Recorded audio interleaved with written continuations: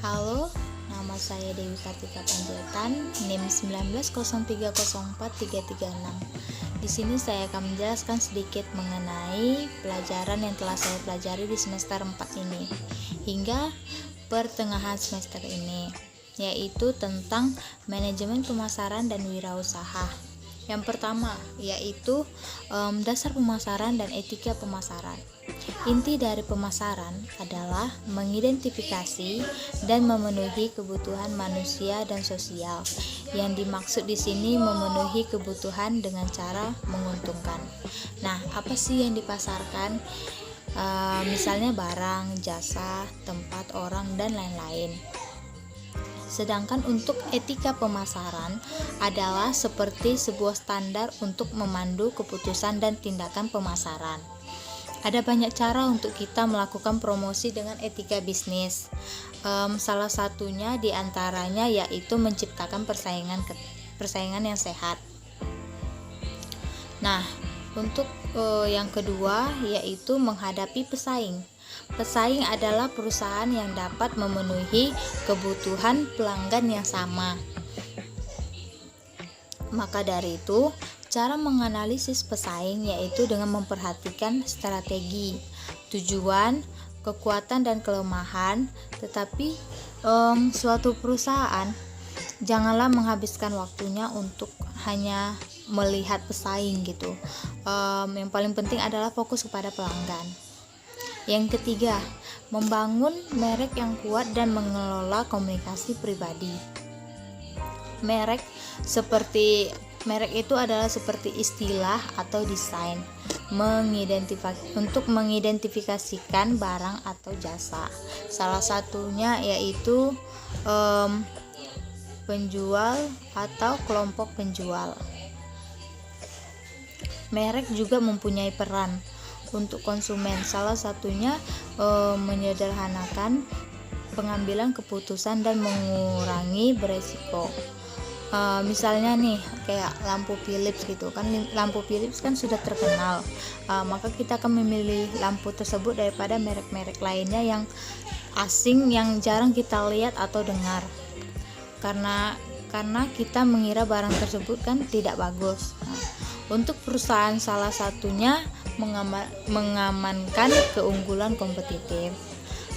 Dalam membuat merek, maka perlu diperhatikan bahwa merek seharusnya dapat diingat, berarti, disukai, dan lain-lain. Lalu, untuk mengelola komunikasi pribadi, banyak cara kita untuk mengomunikasikannya dengan konsumen. Strategi ini cukup efektif untuk menyalurkan komunikasi dengan surat langsung, situs, web, dan lain-lain. Manfaat yang kita dapatkan salah satunya yaitu mengukur respon terhadap kampanye. Untuk pemasaran interaktif juga kita dapat memanfaatkan internet sebagai peluang kita berkomunikasi maupun menjual. Untuk yang baru memulai usaha, maka mempromosikan dari mulut ke mulut itu cukup efektif sih.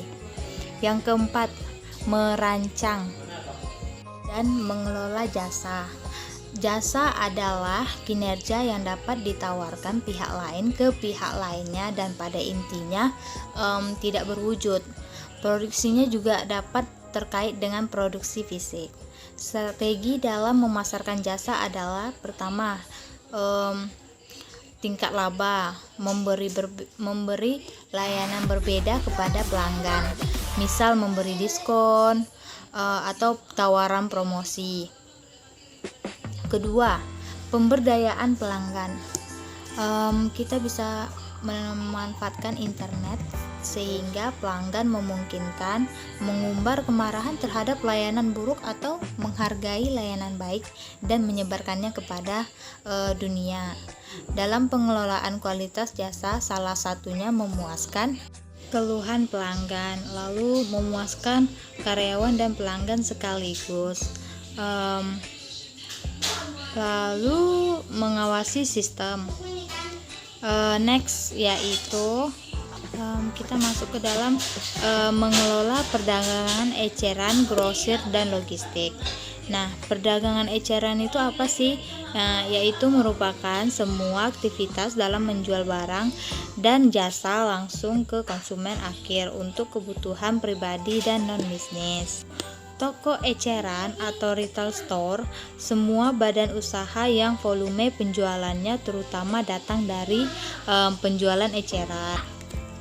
Ada beberapa jenis pengecer, yaitu toko barang khusus, departemen store, pasar swalayan, toko kelontong, toko diskon, pengecer off price, superstore, dan ruang pamer katalog. Untuk retail toko seperti swalayan memilih sender, layanan terbatas, dan layanan penuh. Dan kalau untuk non toko yaitu penjual langsung, pemasaran langsung, mesin otomatis, layanan pembelian.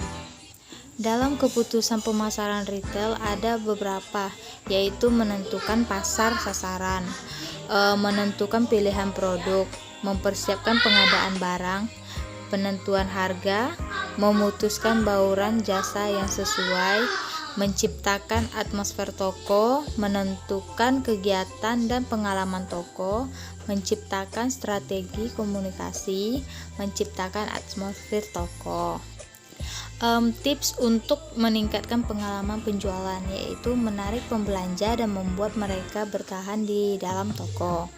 Yang kedua, menghormati zona transisi. Yang ketiga, jangan membuat konsumen mencari-cari. Yang keempat, membuat barang mudah dijangkau dan disentuh. Dan yang kelima, ingat bahwa wanita memerlukan ruang. Yang ketujuh, mempermudah pemeriksaan luar.